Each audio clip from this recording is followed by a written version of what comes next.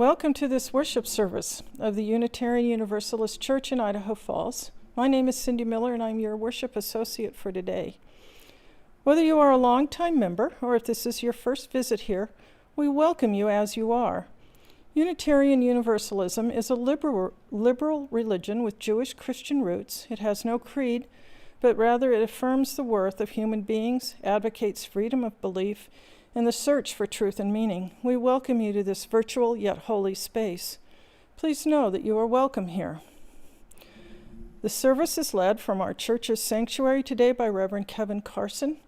We thank Jessica for her beautiful music, Elizabeth for our Time for All Ages, and Josh, who is running our tech services this morning. Our weekly announcements, there are several. As you are able, please sign into the chat box, likely on the right side of your screen. If you're using a smartphone, it might be below the window. This will let us know who's joining us. If you have joys, concerns, or sorrows that have affected your lives in the recent past and that you would like to share with the congregation, please post them to the chat box on the right or bottom of your screen. If you are joining us for our live Sunday service for the first or second time and would like to get on our email newsletter, please call the church's administrative offices and leave a message with your email address. If you would like to talk to someone about the church, please contact the office. And we're very glad you're joining us. Okay, so for further announcements, the first is in-person services. We hope to start again on September 12th. With the traditional water communion. Even after that date, we will continue to live stream services so that people will have the option of coming in person or participating at home. We know that everyone is looking forward to getting together in person, and we plan to have an outdoor picnic soon after our first in-person service. Reverend Kevin's installation ceremony. We need some help planning our official welcome ceremony for Rev Kevin. Sometime in October, we will have an installation ceremony, finally. Please let Lisa Christensen or Elizabeth Cogliotti know if you're interested in helping to plan this exciting event. Their contact information was in the email you received on August 18th. We're having an annual fundraiser and dinner. We have some wonderful and generous donations for our fundraiser, and we're still looking for more. Please contact Cindy Logan if you would like to help organize this event or if you have items, services, or experiences that you would like to offer for bidding at the fundraiser. We have space in the building for items. Just let Cindy know, and we will arrange to meet you there for drop-off. We're still paying the bills. Even while we're unable to meet together in person, the world continues on. That means there are bills to pay. Don't forget that we're entirely self-funded, so your donations are what keeps us going. You can donate via PayPal from our webpage, which is www.idahofallsuu.org. Just click on the Give button at the top right, or you can send a check via snail mail to UUCIF, Post Office Box 50376, Idaho Falls, Idaho 83405. The care team is still here to help if you needed a ride to an appointment. That's just one of the ways the care team is helping you CIF members and friends get through these unusual times. If you need help with other transportation or other issues, contact Paige Phillips at 208-552-9651. And then a save the date for you. Reflect, Rejoice, and Renew, Pacific Western Regional Assembly 2022 will gather UUs from across the West to hold space for multi-generational community, large and small group worship, activities, discussion, and learning. Come celebrate our history and people and connect with each other, our faith and our future. This is Friday, February 4th through Sunday, February 6th, 2022 at the Hyatt Regency Mission Bay in San Diego. Last minute details, including accommodations, tentative schedules, workshop proposals are coming soon. Vendor and volunteer information will open on September 1. And the last announcement, double your dollar's impact. A lot of us make regular donations to KISU in a way of supporting both KISU and National Public Radio. Did you know there is a way to double the impact of these donations? Simply let KSIU know when you make your donation that you would like to credit the Unitarian Universalist Church in Idaho Falls. You get the tax deduction, and UUCIF gets on-air announcements, letting KISU listeners know about us. Okay, that's all the announcements that I have. Okay. So help me then bring in today's service by becoming present to this space and time, no matter where you are. I will ring our peace bowl 3 times, and as I do so, breathe deeply. For as long as you can hear it sound, I invite you to slowly breathe in a sense of journey and breathe out any feelings of loneliness or being stuck. The peace you will feel will bring you into our shared sacred gathering, no matter where you are physically located.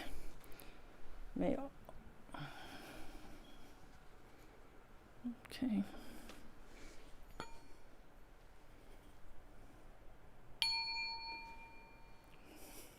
I'm going to try that one again.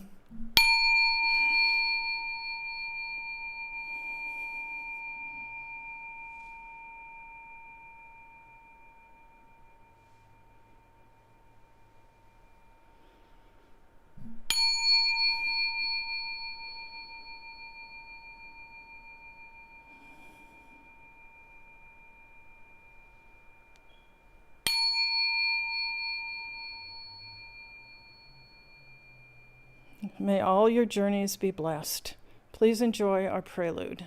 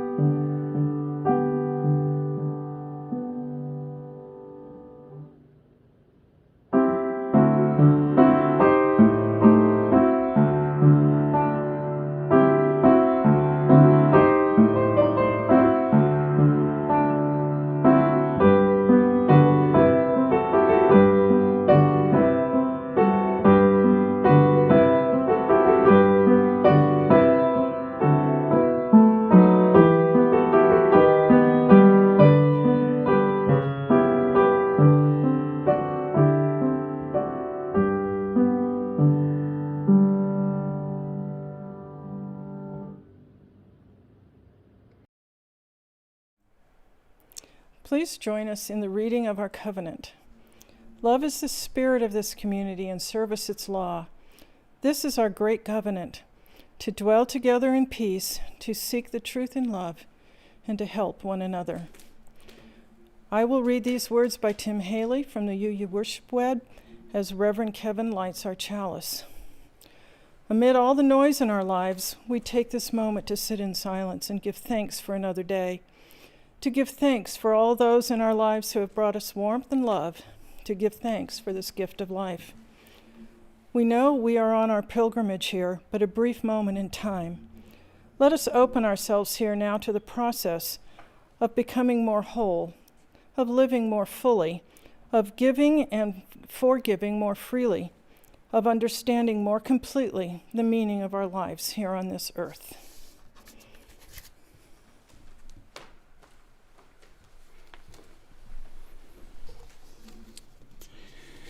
Good morning.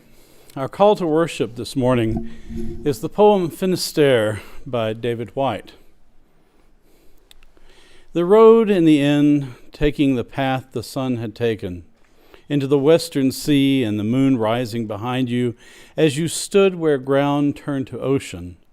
No way to your future now, but the way your shadow could take, walking before you across the water, going where shadows go, no way to make sense of a world that wouldn't let you pass, except to call an end to the way you had come, to take out each frayed letter you had brought and light their illumined corners, and to read them as they drifted on the western light, to empty your bags, to sort this and leave that, to promise what you needed to promise all along, and to abandon the shoes that had brought you here right at the water's edge. Not because you had given up, but because now you would find a different way to tread, and because, though through it all, part of you would still walk on, no matter how, over the waves. I invite you now to join in our opening hymn, number 42, Morning So Fair to See.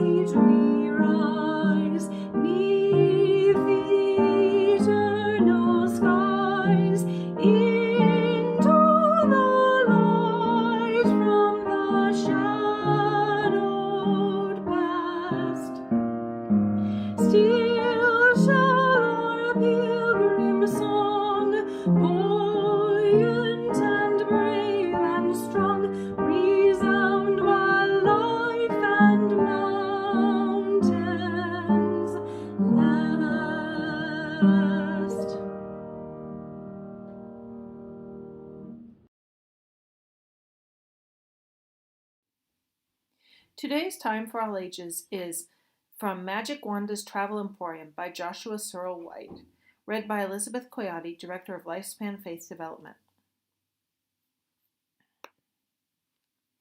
Not too long ago, in a small town not too far from here, two young people dreamed of taking a journey together. They sat for hours and talked about the exciting things they would see: lakes and rivers, mountains and deserts, volcanoes and islands, flowers and fish.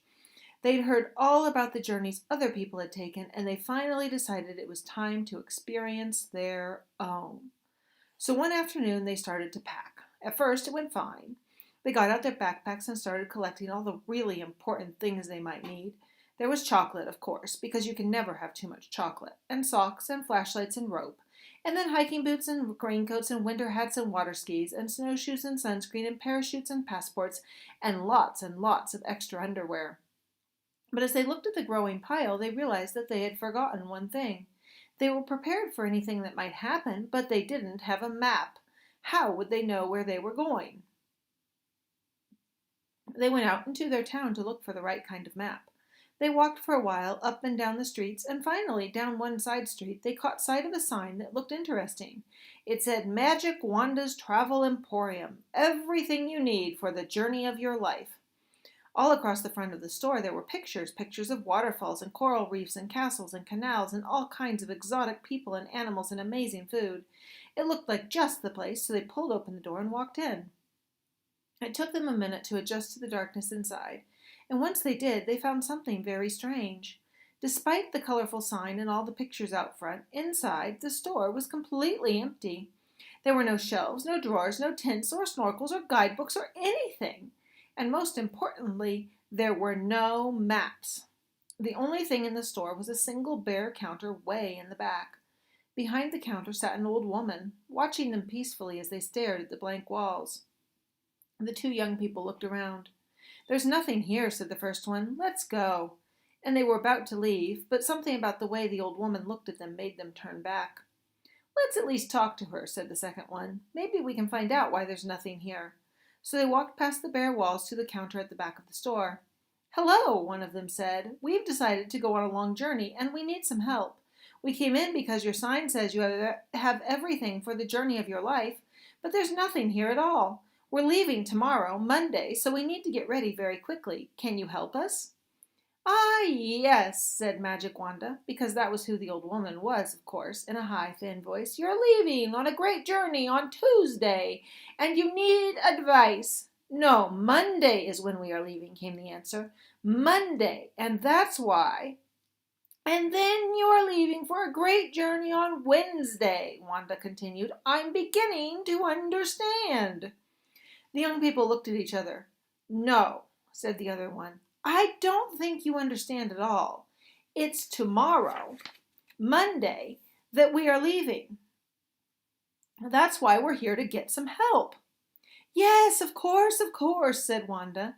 "You are leaving Monday, but on a journey like this, you don't just leave once and then be done with it. Oh, no, on this kind of journey, every day you set off all over again.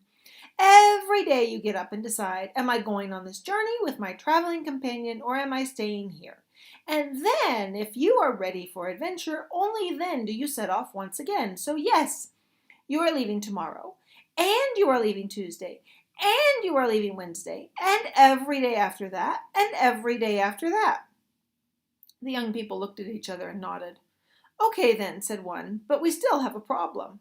Even though we have lots of stuff we can take, we don't have what we really need, a map to tell us where to go. Do you have one?" "Ah, yes, a map," said Wanda. "A map to tell you which direction you should go. Well, there's a funny thing about maps. You have to be careful of them. You see, a map is someone's idea of what the world looks like. It's not the actual world. Do you know that some people make maps of places where they have never actually been? And other people make maps of places like rainforests and flower gardens that change from day to day, so a map made last week won't help you today. And sometimes the route one person would take is completely the wrong route for someone else. There is no one way that works for everyone, and no one has ever taken the exact journey you're going to take. So get a bunch of maps and read them, but then make your own decisions about where to go." The young people thought for a minute, and then one replied, "I suppose you could be right, but there are so many things we want to see. Shouldn't we have a map that tells us where all the most interesting things are?" "Yes, oh yes," Wanda answered. "There are lots of interesting things in the world, but some of the most interesting and exciting things won't show up on any map at all. Let's say that you are walking in a very narrow gorge with steep cliffs rising on each side. And suddenly you come across a rock blocking your path. It's a huge rock, and there doesn't seem to be any way around it. You could sit there for years thinking that it is nothing but a rock, And yet there might be all kinds of interesting things that you could learn about the rock. How did it get there? What does it feel like if you lay your cheek on it? Is it hot or cold? If you put your back to it and push, does it move? What if you sit in front of it and sing to it? You never know what might happen. You see, even a rock blocking your path has a story. You can always find something new and exciting to learn if you look for it. Everything is an adventure.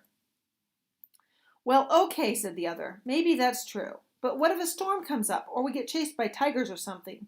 Shouldn't we have a map that tells us where the safe places are so we can run and hide if we need to? I suppose so, Wanda answered. If you're being chased by tigers or a storm comes up that's so strong it could blow you off a mountain, well then I would recommend taking shelter. But be careful. The thing about safe, comfortable places is that they are fun to enjoy for a while, but you can get kind of used to them.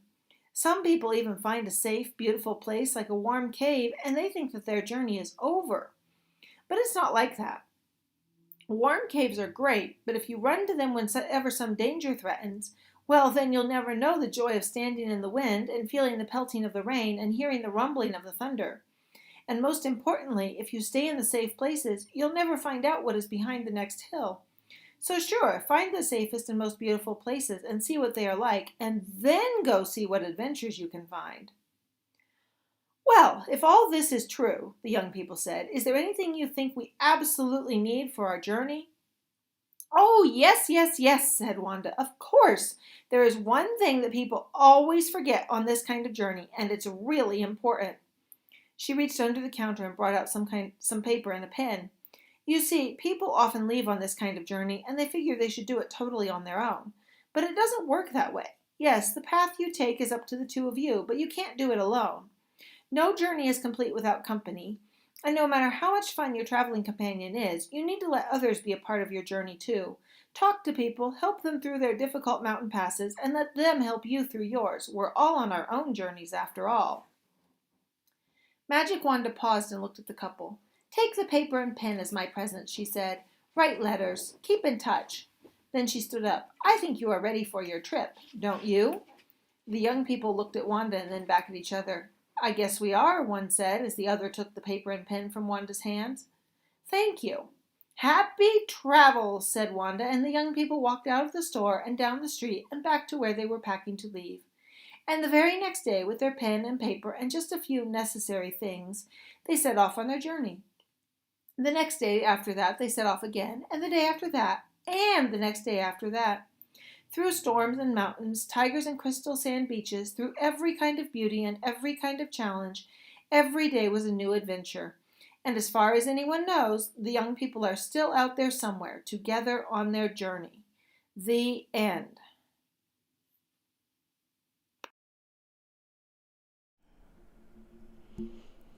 For years, the sharing of joys, concerns, and sorrows has been an enduring ritual. It is a time in our congregation where each of us has an opportunity to share the major events that occur along our life's journey, so we can all be uplifted by this Unitarian Universalist community. As I read the joys, sorrows, or concerns that were emailed to us or put in the chat box, Rev Kevin will light a candle. And from Reverend Kevin, concern for my friends in Rhode Island as Tropical Storm Henri batters the state today. Concern for the safety of all the children starting back to school as the pandemic continues and politicians in many places show reckless disregard for our children's health. And concern for the future of Afghanistan, and especially the women and girls under Taliban rule. Reverend Kevin will light an additional candle for all those joys, concerns, and sorrows that we hold in our hearts and are unable to share today. Stay healthy and strong, member and friends. Our UU community lifts up its love for each and every one of you.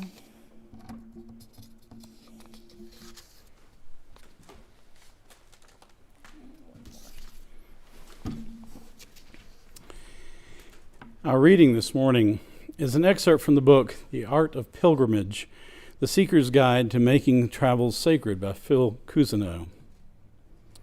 According to the dictionary, the word pilgrimage derives from the Latin pellegrinus, meaning foreigner or wayfarer. the journey of a person who travels to a shrine or holy place.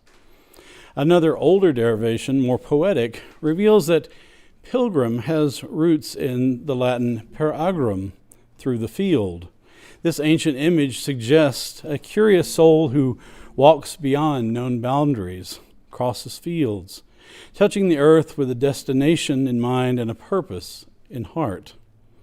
The pilgrim is a wayfarer who longs to endure a difficult journey to reach the sacred center of his or her world, a place made holy by a saint, hero, or god. Once there, the desire is to touch a relic, have a vision, hear an oracle, and to experience what psychologist Stephen Larson calls the eruption of the divine in a three-dimensional space.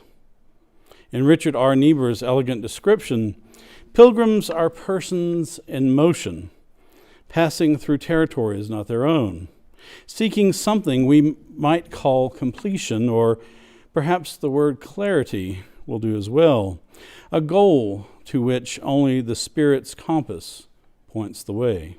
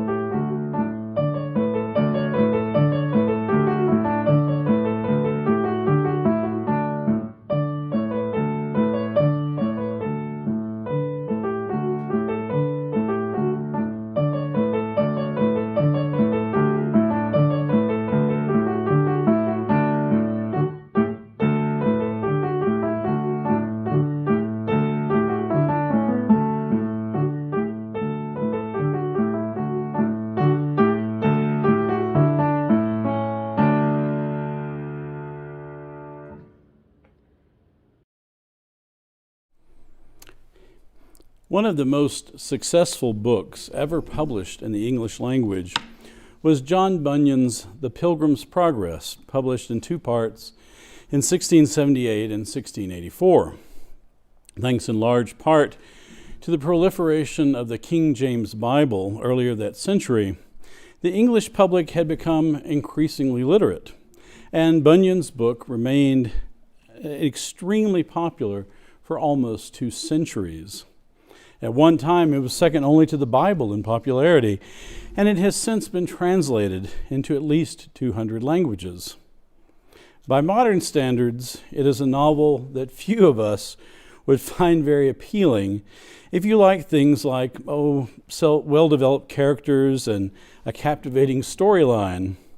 It is an unabashedly religious work, written by a Puritan author who was jailed for conducting unauthorized religious services during the tumultuous years of the 17th century.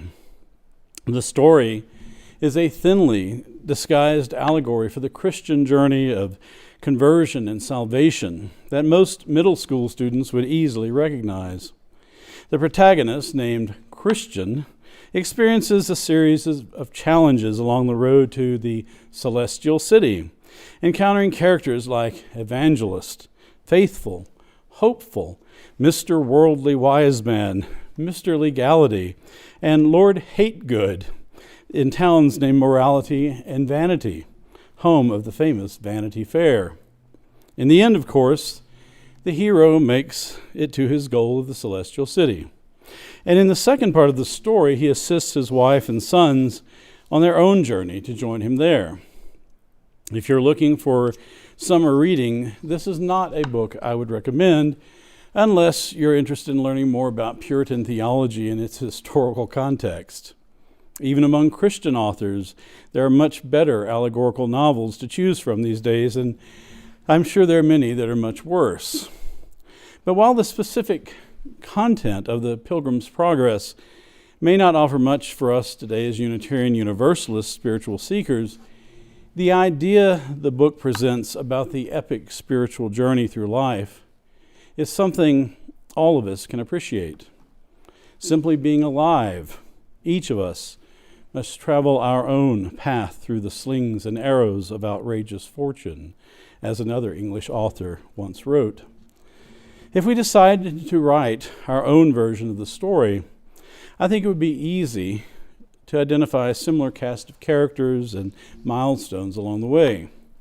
Perhaps Miss Influential Teacher, Mr. Fundamentalist, Reverend Mentor, or the Town of Difficult. What makes such a story very different for us as Unitarian Universalists, though, is that our faith does not offer a single destination for the journey. There is no celestial city that we are told is the ultimate reward if we choose to follow the straight and narrow path, avoiding the pitfalls and snares along the way. We are a faith that is rooted in the journey rather than the destination, with no promises whatsoever that we will even find some profound truths about the meaning of life in our travels. In many ways, we're more like pioneers, journeying into the unknown, exploring new spiritualities and sources of wisdom as we go, unsure about where we are heading. But at the same time, we welcome the spiritual wisdom from many traditions that often draws deeply from ancient wells, millennia of philosophers and sages pondering the human experience of the sacred. Our spiritual journey may find us, like pilgrims, making our way along a well-worn path toward a venerated tradition that offers us glimpses of the sacred mystery. It may be a path we travel for only a brief period, or we might find it draws us into a journey that lasts a lifetime. And even before we know much about the specific teachings or history associated with a holy place or pilgrimage trail, sometimes we're drawn to physical locations that seem to have a mystical attraction that is hard to explain. Just visiting a sacred place can become a life-changing experience that catches us by surprise. In my own spiritual journey, I have walked many paths, from the Appalachian Trail winding through the wild remnants of the eastern forest, to the Via Dolorosa in Jerusalem, the pilgrim's path that claims to follow the final journey of Jesus to the crucifixion. I've been to holy places across Palestine, from the Basilica of the Annunciation in Nazareth, to the Church of the Nativity in Bethlehem, to the Church of the Holy Sepulchre in Jerusalem, sites revered by pilgrims since the first centuries of Christianity that mark the milestones of the Christian story. I have been to Judaism's Western Wall, the last remnant of Herod's temple complex, and the Dome of the Rock, which stands where the temple once stood and is revered by Muslims as the site of Muhammad's night journey to heaven, where he received instructions for his new faith. I've been to countless churches in Italy, from Rome to Assisi, which claim to hold the remains of saints from Peter and Paul to Francis and Clare, and great cathedrals across Europe, from Cologne to Krakow. Solemn and hallowed places, too, from the ancient catacombs of Rome to Auschwitz, Masada, Gettysburg, Verdun, and Omaha Beach. Places hallowed by human blood and suffering. And there are other places I've been, like Walden Pond at Plymouth Rock, and mountaintop sites revered by Native Americans that resonate with historical and spiritual significance. In most of these travels, I was not consciously aware of being a pilgrim at the time, but I certainly was on other occasions. And looking back, I see how so many of these journeys were pilgrimages because of the impact they had on my personal spiritual growth. I'm sure each of you could think of similar experiences of your own. And keep in mind that a pilgrimage is not limited to an epic journey to some exotic location. It can be as simple as a regular visit to a favorite forest, the grave of a loved one, or some other spot that is important to you. It may not even involve travel at all, but can instead take the form of constructing a home altar or designated a sacred place and quiet space for regular meditation and prayer. After all, it is the interior journey that is calling us, whether we set out to find God or a sense of peace and well-being or some other motivation. And even if our pilgrimage is brief, it shares some characteristics with the most epic of journeys. People who have studied the phenomenon of pilgrimage across cultures have identified 3 common stages of pilgrimage. Joseph Campbell, for example, who is famous for his studies of mythology, described pilgrimage within the idea of the hero's journey. He identified 3 stages of the journey, which he calls separation, invitation, and return. Most scholars now identify these three stages more generally as separation, transition, and incorporation.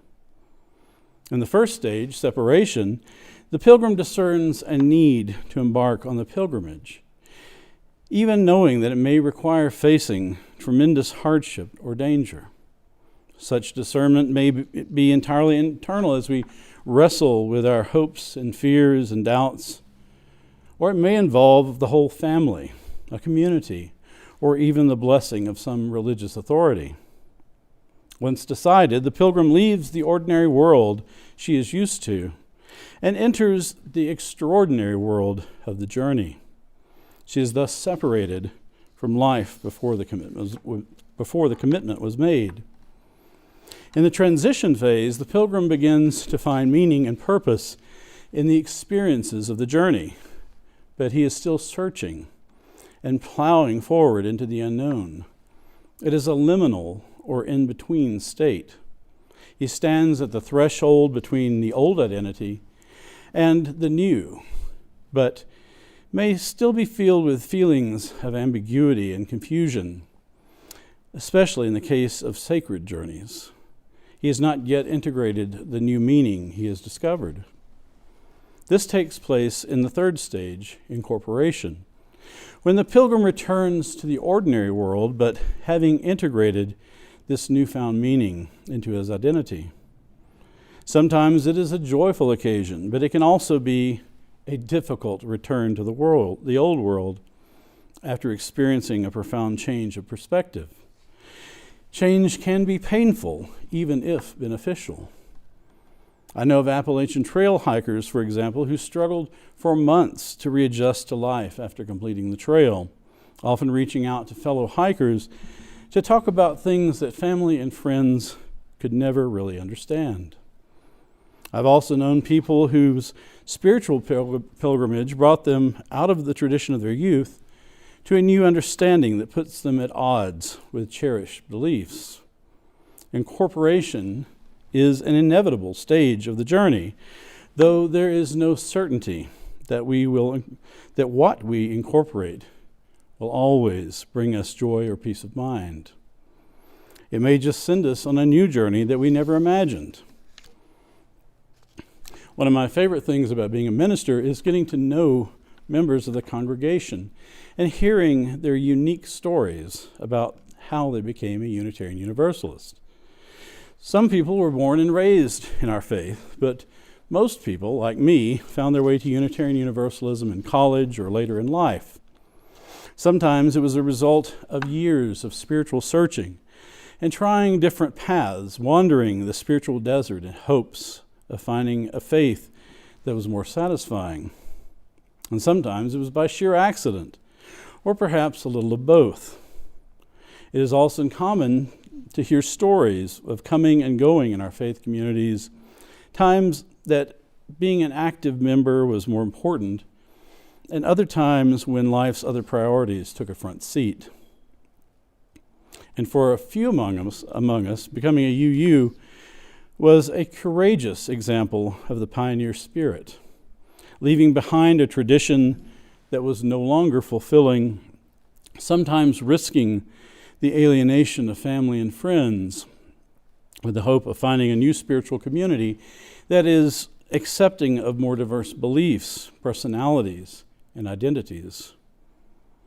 But even for the most pioneering among us who embrace the freedom of our faith to boldly explore the unknown in their quest for truth and meaning, there is another aspect of our faith that can sustain them in their journey, and it has deep connections to the concept of pilgrimage.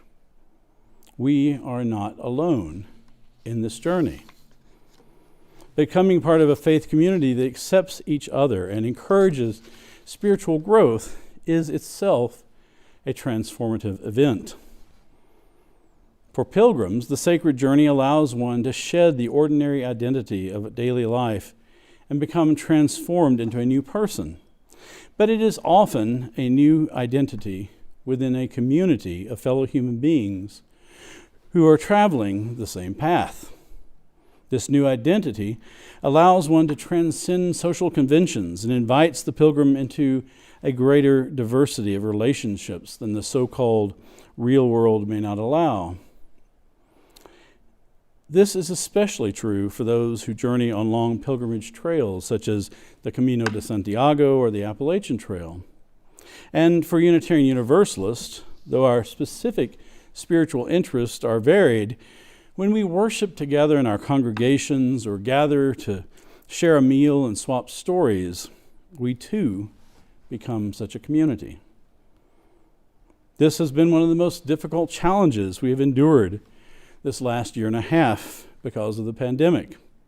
Our inability to gather together in community the way we would like has at times left many of us feeling scattered to wander the spiritual desert alone, or to use a more pioneer metaphor, feeling like our wagon has become separated from the rest of the wagon train plying the Oregon Trail, and now we must find our way and face the risks alone.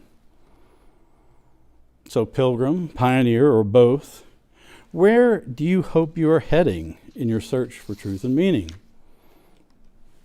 You will find no easy answers in our Unitarian Universalist faith, but you are welcome to come along for the journey. Perhaps our only reward will be a good life, something like the philosopher Bertrand Russell described as a life guided by reason and motivated by love. Maybe the journey is its own reward. One of my favorite thoughts on this subject comes from Karen Armstrong, the religious scholar and former Catholic nun, who wrote, "In the course of my studies, I have discovered that the religious quest is not about discovering the truth or the meaning of life, but about living as intensely as possible here and now. The idea is not to latch on to some superhuman personality or to get to heaven, but to discover how to be fully human." I really like her phrase, to discover how to be fully human. I think it would make a great motto for our faith. So if you want to come along, load your spiritual baggage on your metaphorical Conestoga wagon, or shed it to travel as light as a pilgrim, unburdened by the cares of the world, and join us. As one of our hymns, based on a poem by Rumi, says, "Come, come, whoever you are, wanderer, worshiper, lover of leaving, ours is no caravan of despair. Come, yet again, come." I invite you now to join in our closing hymn, number 6, "Just as Long as I Have Breath."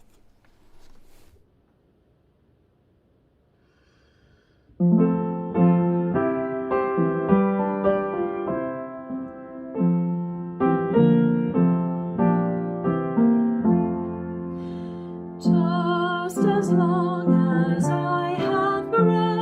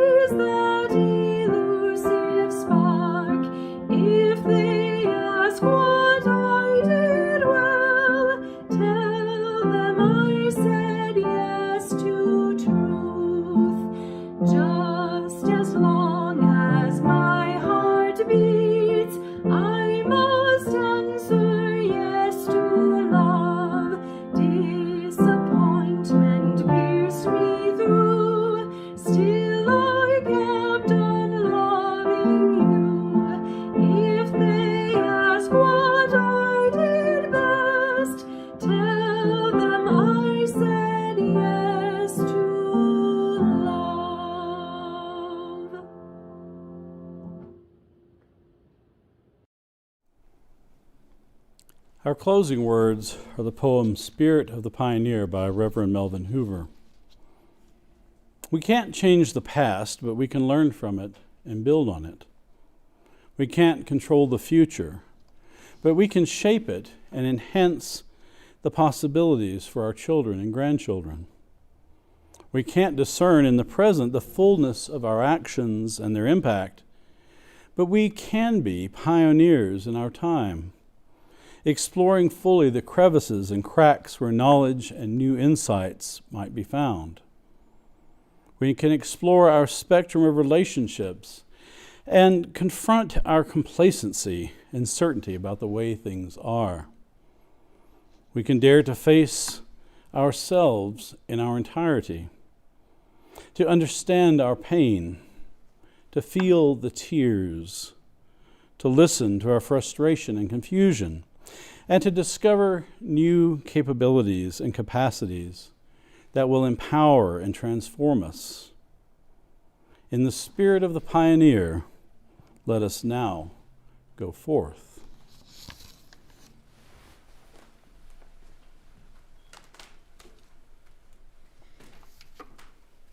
We bring our journey together today to an end as we extinguish this flame, but not the light of truth, the warmth of community, or the fire of commitment.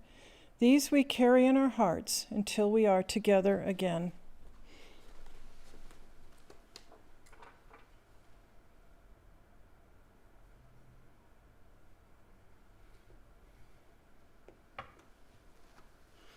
Please join us for a coffee hour at the link provided for you in the email about today's service. And please enjoy our postlude as Jessica sings the Reaper song by Robert Schumann.